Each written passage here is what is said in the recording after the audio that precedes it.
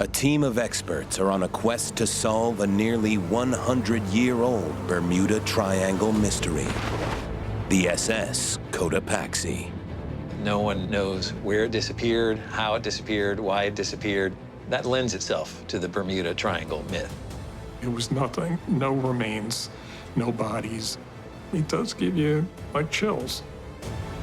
Many years after its sinking, can a team of archaeologists and underwater explorers find the missing ship and solve the mystery once and for all? The ocean is filled with mysteries, lost ships, and lost lives. Now, with cutting-edge technology, new clues are being uncovered, unraveling these incredible stories and revealing their sunken secrets.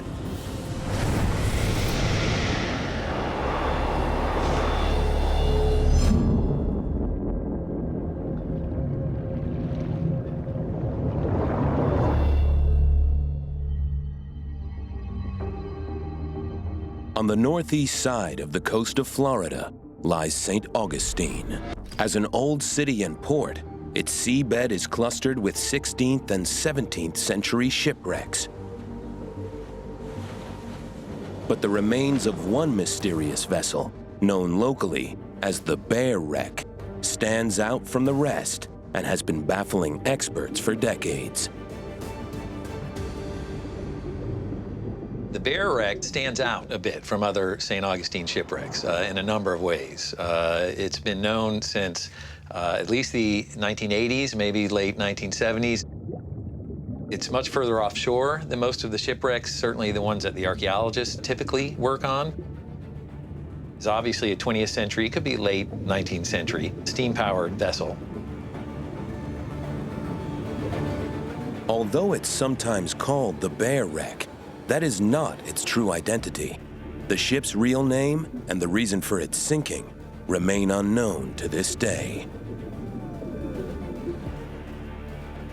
It's a mystery that has captured the attention of marine biologist and underwater explorer Michael Barnett, who has been credited with discovering and identifying wrecks of numerous lost and previously unidentified ships. It's heavily sanded in, so it looks like it's probably been down there for, probably at least 70, 80 years.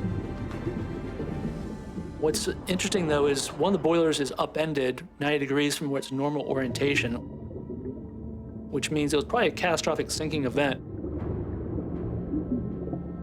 The fact that no information about the origins of the Bear Wreck exists intrigued Michael, who has been trying to identify it ever since his first dive over 15 years ago. So when I was diving the Bear Wreck, having an idea of what it looks like, the general attributes, I go through my archival information I've compiled and try to get a suspect list, trying to find the top 3 vessels that may or may not fit the attributes that I see on the bottom. And in this case, one vessel in particular popped to the top of the list, and that was the Cotopaxi.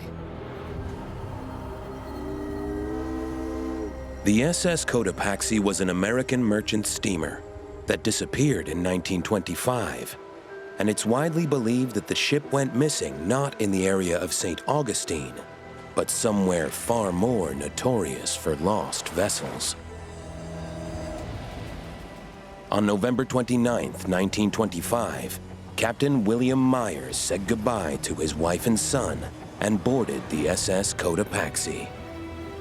Carrying a cargo of 3,800 tons of coal and 32 men, the ship departed Charleston, South Carolina, en route to Havana, Cuba. This really has been a family mystery for a long time. It was another, I'll use the term routine trip to Havana. This was the last time he would ever see his family. That was it. Nothing more was ever heard from the ship, and that mystery started.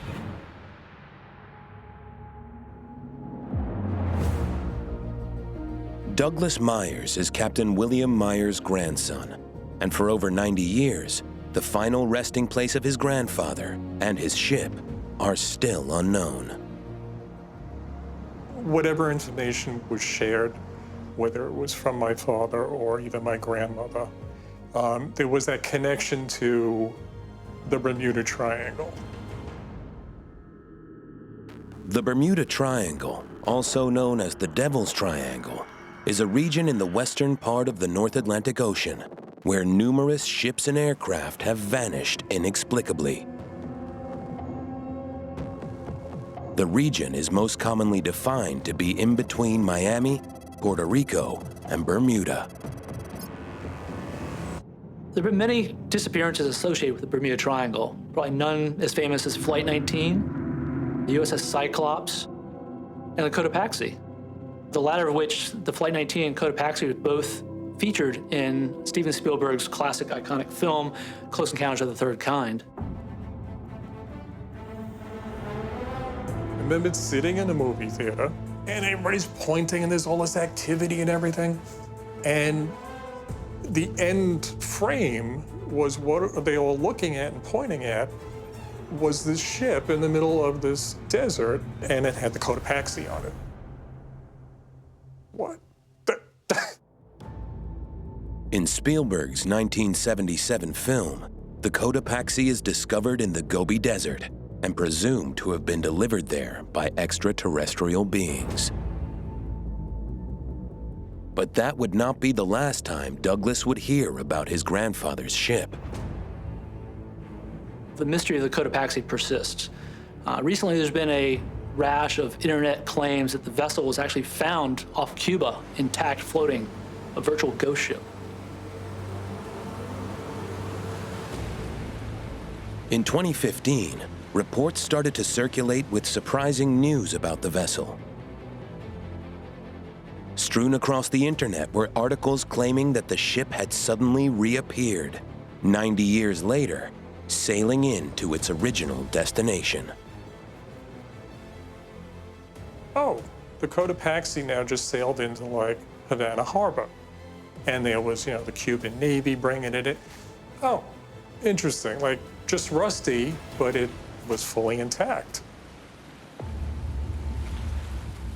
Further research into the claims proved that the reports were false, but it reignited public interest in the Bermuda Triangle and the fate of the vessel and its crew, and no one more so than Douglas Myers.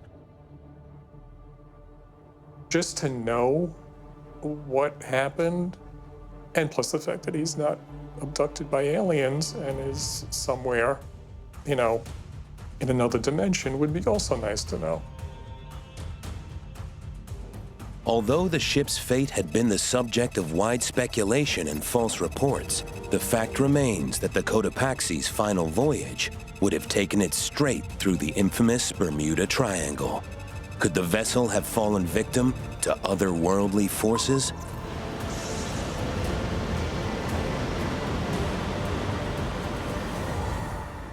Or are there more earthly reasons for its disappearance? Since the SS Cotopaxi disappeared in 1925, it has become one of the most famous stories associated with the mystery of the Bermuda Triangle. Underwater explorer Michael Barnett is on a mission to identify a wreck off the coast of Florida that he believes is the infamous missing ship. Based on my experience, I think there's a much more practical and realistic explanation for these disappearances. And that's why I'm setting off to help try to find and identify these vessels to help bring closure to families. When it comes to Bermuda Triangle mysteries, finding information that has not been tainted is not easy. So Michael has contacted British historian Guy Walters to help with the digging. Lloyd's of London were the insurance brokers of the Cotopaxi. Perhaps they might hold records on the vessel in their extensive archives.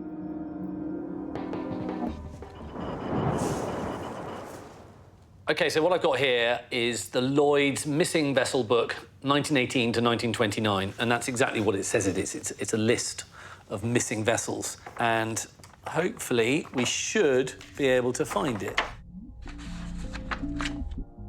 It is believed that the Cotopaxi vanished without warning, which means that it could have gone down anywhere along its planned route between Charleston and Havana, an impossible search area.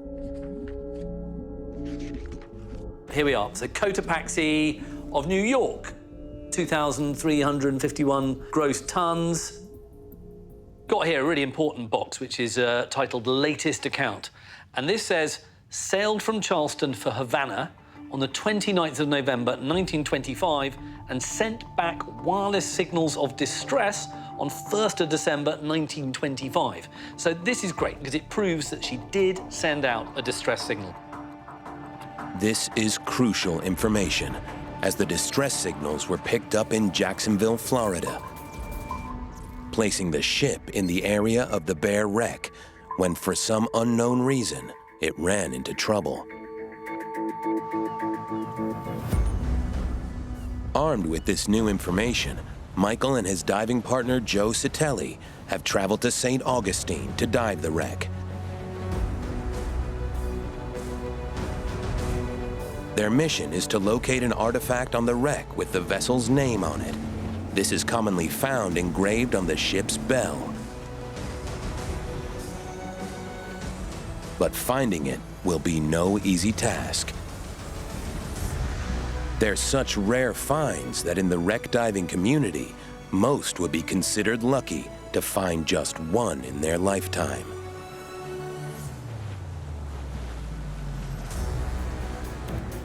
Michael and Joe can only spend 1 hour at the bottom before running out of air. And since the wreck is heavily sanded in, this operation will not be easy. They decide to employ the latest in underwater technology to aid with their dive. A cutting-edge, remotely operated vehicle, nicknamed Baxter by the team, will be sent in first to survey the wreck. It sends a live video stream back to the deck, allowing them to assess the best search areas before they enter the water. All right, Baxter, go find us a wreck.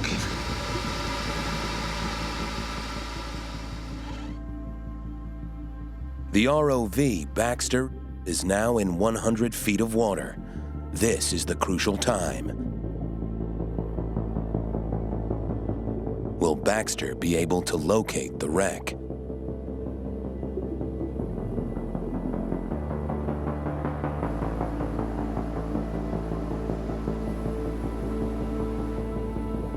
To the relief of the crew, there is a major step forward. The ROV dive is a success, and they are able to see the wreck. Yeah, so right there, it looks like the seafloor, but that's actually the hull plate. A little veneer of sand on it. You can see the rivet lines there. Yeah. Michael now has a better idea of the layout, helping him to focus his search on the areas of interest. So we passed that, the windlass and the deck machinery, where they raise and lower the anchor. So that's where we want to look at for the bell. I think when you see what we need to go look. Looks like we're marking real good on sonar, guys, if you guys want to get rigged up and ready to drop in. What do you think, Quincy? Time to go dive?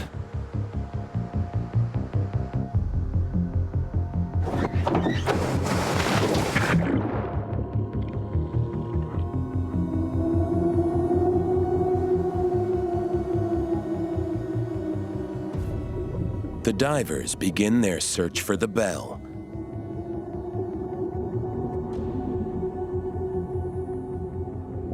If they can find it, they could potentially put an end to this century-long enigma.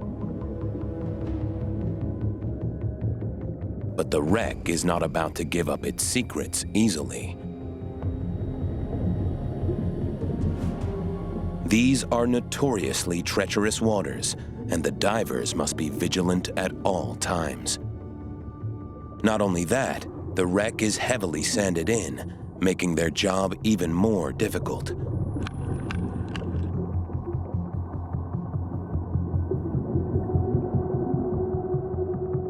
Most dangerous of all, time is quickly running out. Their air supply is running low, so the divers begin to make their way to the surface.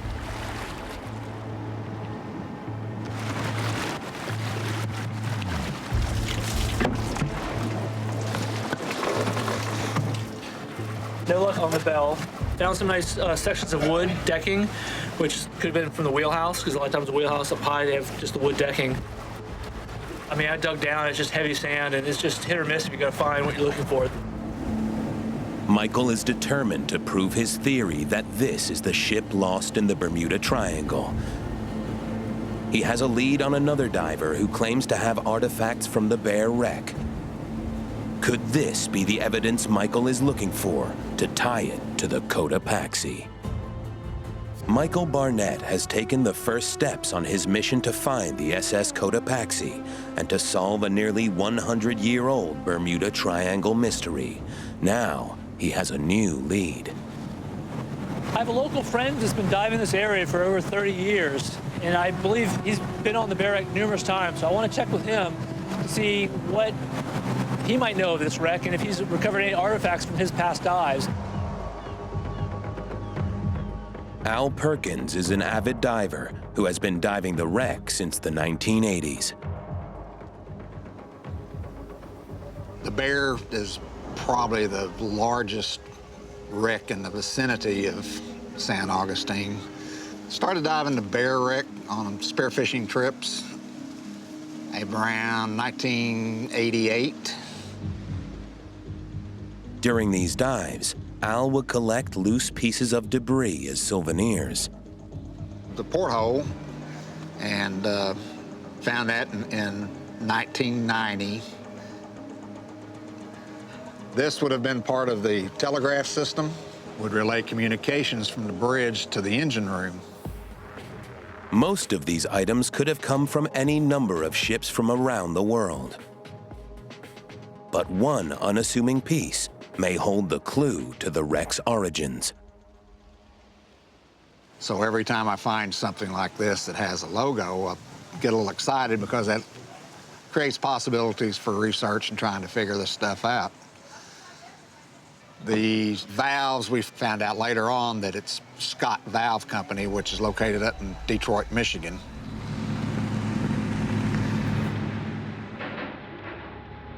Detroit is just 12 miles away from where the SS Cotopaxi was built, in Ecorse, Michigan. Coincidence? Or another piece of evidence linking the Bear wreck to the Cotopaxi?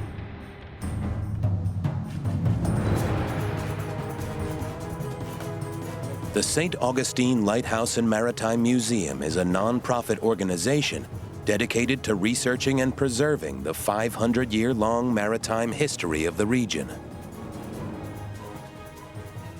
Working for its research sector, LAMP, leading maritime archaeologists Chuck Mead and Brendan Burke are experts in discovering, exploring, and identifying wrecks in the area. They too are fascinated by the Cotopaxi mystery and have agreed to help Michael out with his quest. The Cotopaxi was built by the Great Lakes Engineering Works, GLEW. Detroit was a major center of American industry. All the ships built up there had to be of a design and size to be able to get through the Welland Canal out to the salt water, out to the Atlantic Ocean and beyond. And so they were certain classes of vessel, and this was a lake-class vessel. She was built out of steel, weighed 2,351 tons, and had an overall length of 261 feet. It's a particular configuration that's quite distinctive. The wheelhouse, all the superstructure, the boilers, the engine, all of that was crammed into the stern, the very back of the vessel, which leaves the entire front part of the vessel is just open cargo space with big hatches. We would expect to find the steering equipment, the rudder, that kind of thing, relatively close to the engines, relatively close to the boilers, and then we would have a long expanse of wreckage before we got to the bow. That will help us as archaeologists if we're trying to identify the Cotopaxi from its remains on the seafloor. Chuck has agreed to accompany Michael and Joe on another dive. This time, their mission is to measure the wreck to see how the data compares with the original layout of the SS Cotopaxi.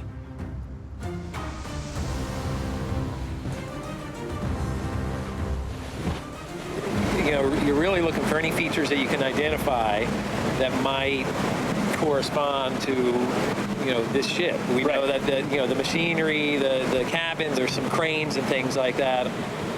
Well, we're almost on site, so I think it's about time to unbox the ROV here and let's get it done. Before the dive, Chuck and Michael decide to deploy Baxter to gather images of the best areas to measure on the wreck. Well, that worked.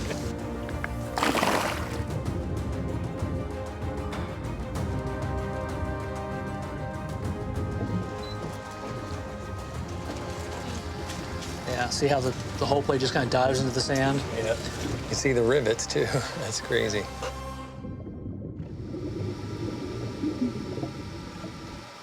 Ooh, that looks like the steering quadrant right there.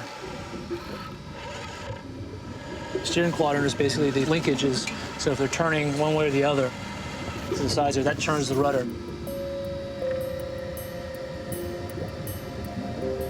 There's the boiler right there. We're back at the boiler. Okay, that's good.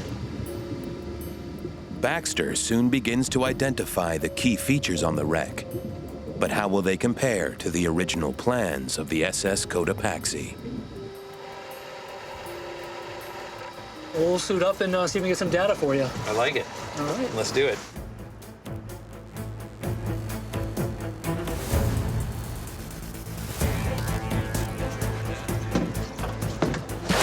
Diver in the water.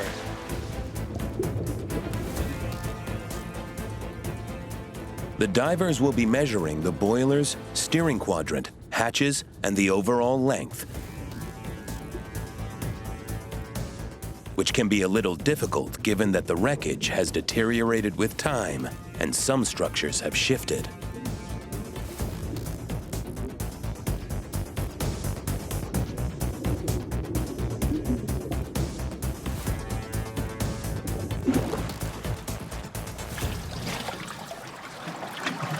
It's not like working on land. Working underwater is a whole bunch of challenges. That's why we like it. Yeah. If it wasn't a challenge, we'd be doing something else. Exactly. But so we looked around the boilers a little bit.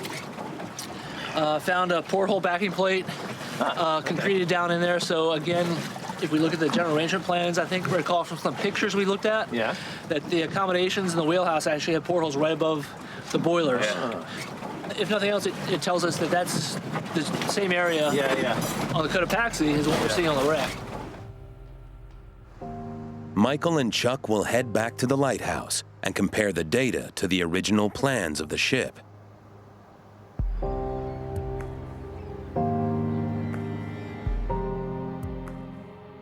They begin to analyze the data retrieved from the dive, comparing it with the original plans from Great Lakes Engineering. Mike, let's see the data. From the steering quadrant back here, Okay. forward to the engine is our first waypoint. We'd expect it to be a little off. There's gonna be a little bit of error. The ship has deteriorated, things have shifted. Yeah.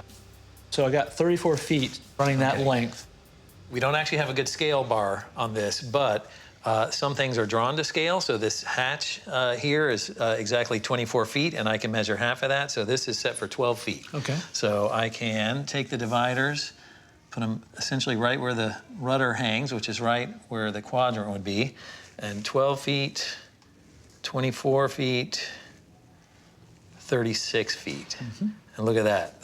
This is the engine here. Yeah. That puts us almost in the exact middle of the engine. Right, and subtracting So, 2 feet yeah, back. take 2 feet back. Yeah, puts us That's about fairly close. That's pretty close. Okay. Let's see the next measurement. 49 feet to the first boilers. boiler. So 12 feet. 24, 36. Here's 48. So 49 feet is a measurement we're looking for. If we move another foot, that's really close to the after end. Everything here seems consistent with what we would expect if we had the Cotopaxi. So I think you're definitely on the right path. We still have questions. Maybe we can find that definitive piece of evidence. Michael is now one step closer to confirming that the bare wreck could be the SS Cotopaxi. But more proof is still needed to solve this great Bermuda Triangle mystery. And it seems that what he may have been looking for has been laying hidden in the government archives for nearly 100 years. What this document also contains is a really vital, crucial clue as to where Cotopaxi may lie. The Cotopaxi, long thought to be lost in the Bermuda Triangle, was built during World War I for the United States Shipping Board as a coastal merchant vessel.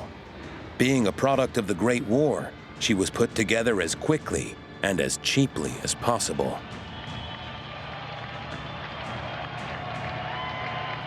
So when built, SS Cotopaxi was established as a collier. She was designed to carry coal up and down the Americas, from North America to South America. She was also built with some trouble. A triple expansion steam engine located in the back of the ship left her wallowing in the seas on numerous occasions.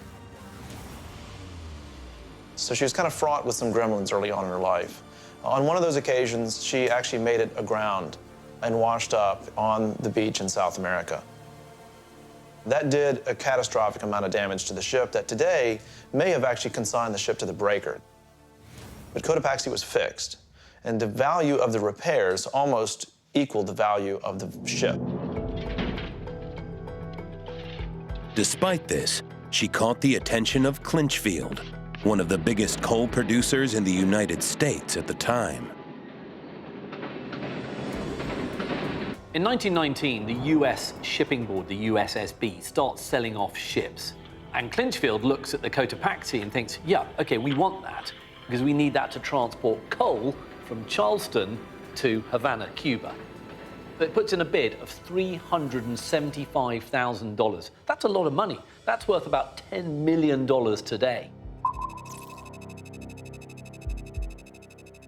She was added to a fleet of vessels operated by its sister company, Clinchfield Navigation.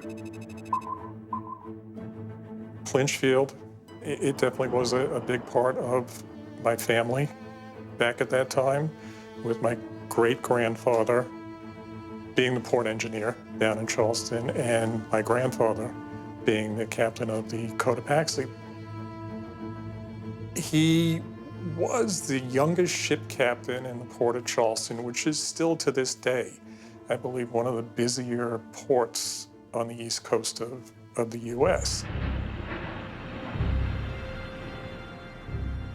It was a good job, but also a difficult one.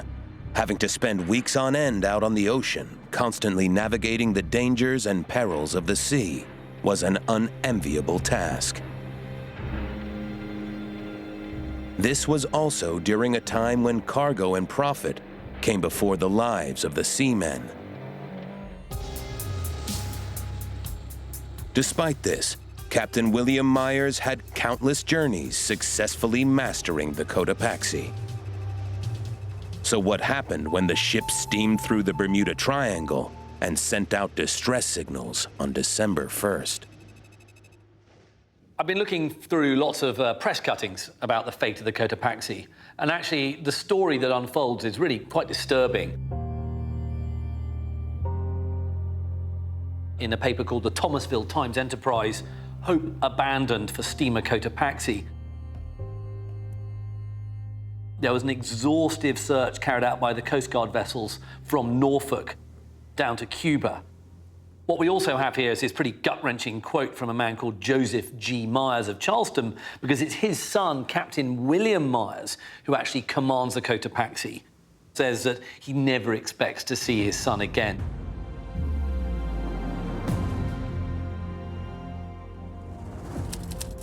But 5 days after, the relatives of these crewmen got a glimmer of hope.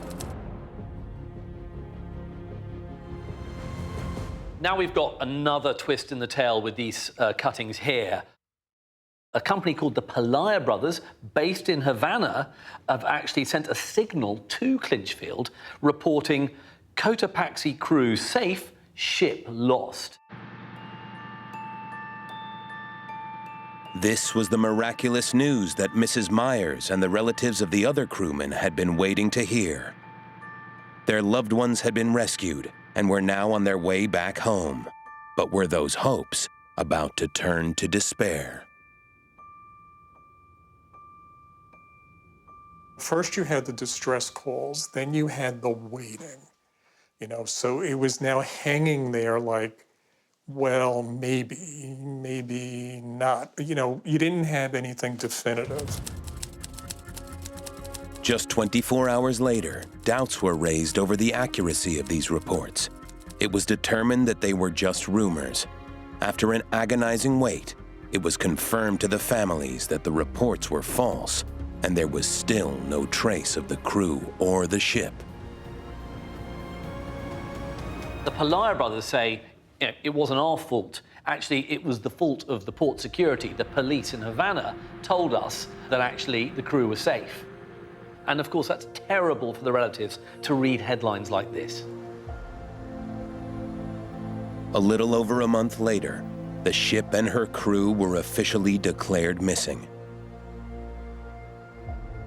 And as time passed, the Cotopaxi's fate would become more and more entwined with the legend of the Bermuda Triangle. But Guy Walters has uncovered a document from the National Archives of New York that reveals that some of the families of the missing crewmen had taken legal action against Clinchfield Navigation. Their claim was that the ship was unseaworthy and of a type totally unsuited for the rough conditions of the ocean. Guy hopes that hidden within this case file will be the clues about how and where the ship went down. Among the countless ships reported lost in the Bermuda Triangle over the course of hundreds of years, one of the most enduring mysteries is that of the Cotopaxi. The final resting place of this great ship and the sailors that disappeared with it is still being sought. While investigating the disappearance of the SS Cotopaxi, historian Guy Walters has uncovered a legal case which reveals shocking details about the Cotopaxi's last voyage. After doing lots of digging, what I've unearthed are several documents from that legal case. And what I've got here is absolutely fascinating because it's a petition from Charles M. Barnett, who is president of the Clinchfield Navigation Company. Now, he argues very strongly that the Cotopaxi was seaworthy, and the reason why she was lost was simply because of this really big storm. Historical weather records confirm that a tropical storm had hit Florida on the very day the distress signals were sent out. But a key witness in the legal case would also reveal that the Cotopaxi, a vessel that had often sailed through storms like these, had been doomed before she even left port. New evidence uncovered in the legal case points not towards the storm as the reason for her sinking, but a series of preventable measures that saw profits put before the lives of crewmen. What we've got here is a direct examination of a man called C.N. Costa, who was an employee of Clinchfield who worked as a carpenter on board the Cotopaxi before she set sail. And now what this shows is absolutely damning to Clinchfield. Mr. Costa held a master pilot certificate and had nearly 20 years' experience. He testified that Captain Myers had ordered him to go aboard and examine the hatch covers, and that when he did, he was shocked to find that most, if not all, were in terrible condition. Some were not bolted correctly, while others were in pieces. He began constructing new ones, but the decision was made for the ship to depart before he was finished. To make matters worse, he recalls not seeing any protective tarp designed to prevent water from coming in should the hatches fail.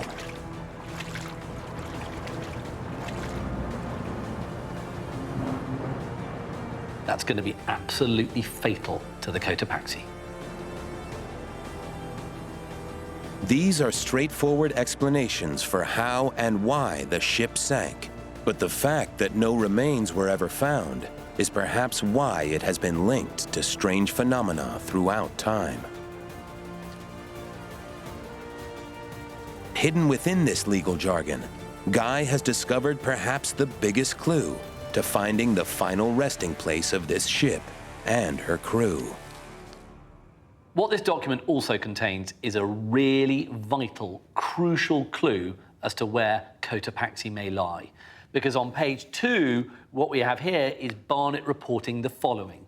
After Cotopaxi's departure on the voyage, she was last heard on or about noontime, November the 30th, 1925, when she reported by wireless her then position. And that's longitude 80 degrees, 49 minutes west, latitude 30 degrees, 7 minutes north.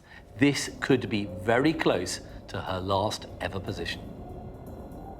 For underwater explorer Michael Barnett, these coordinates offer the intriguing possibility of pinpointing the last known location of the Cotopaxi. This is huge. We knew from newspaper articles that the vessel was last heard of off Jacksonville. Very vague. I mean, it could be north of Jacksonville, northeast. We don't really know. But here we actually have coordinates, which is just basically a mark on the map. So as I'm plotting it out here, I see the Cotopaxi here, just to the north-northeast of St. Augustine, whereas the Bear Wreck is almost due east of St. Augustine. And this is, the Cotopaxi would have been leaving Charleston, heading for Havana. That was her route there. And she's parallel to the coastline here, so that's reasonable. We're 22 miles away from the Bear Wreck, again, on the same course. So she'd be continuing on her journey down to the southeast, basically passing right over the Bear Wreck. I mean, it doesn't get much better than that. Michael is now closer than ever to proving that the Bear Wreck is in fact the remains of the SS Cotopaxi. But is the evidence he has gathered enough to provide the family of the captain with the answers they've been seeking for so many years? Michael meets the team back at LAMP to see if they can piece together all the evidence from this Bermuda Triangle mystery and finally conclude once and for all how, why, and where the Cotopaxi sank. So when Captain Myers and the Cotopaxi departed Charleston, right here, and were sailing past Florida, they would have watched their barometer drop and drop and drop as this low-pressure system not only approached them, but grew in intensity and danger. Right. Everybody on that ship would have known that a storm was ahead of them. So we know Cotopaxi left Charleston, which would be up here, on the 29th of November, tail of hurricane season. On the 30th, the next day, she radioed, status update, she's right here. Meanwhile, that storm is forming, and that storm is going to engulf Cotopaxi somewhere south of here, and it's right in line with the Bear Wreck. I mean, that's right where we'd expect that ship to have gone down, given the fact that we know she couldn't have handled that storm for very long. With the measurements from the seabed matching the original plans, the information about the hatches uncovered from the legal case, the weather reports, and finally, its last known location, the team seemed to have solved the mystery. But is it enough to identify the Bear Wreck as the Cotopaxi? I don't think we have a single piece of evidence that could contradict the identification of the Cotopaxi, and really, I mean, my gut is definitely telling me that you've solved this mystery. That's pretty exciting. Congratulations. Case closed? I mean, I'd say case closed, sure.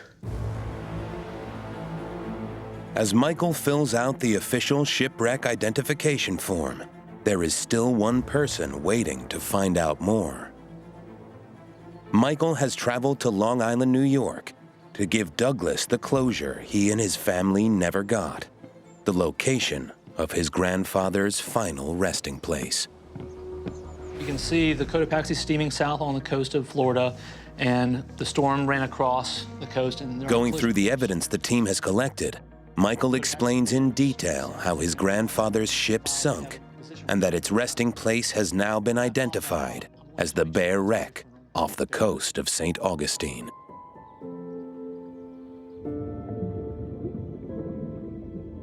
Your explanation and all of this really, yeah, I would say that is the final resting place of the Cotopaxi. Michael explains that despite the evidence against them, Clinchfield won the case, and the relatives of the crew never received justice for the loss of their loved ones. Does bring a sense of closure to the mystery. Maybe I'm getting hung up on, it's something probably that should not have happened. All right, these 33 individuals, it shouldn't have happened to them and their families. Diver that's been visiting this wreck for several decades actually found something that he wants to present to you. He came across this valve right here. He wanted me to give this to you. Oh, wow. Heavy.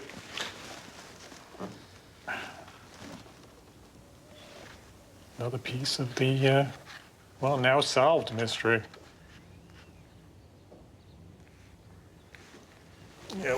I put this piece next to the captain.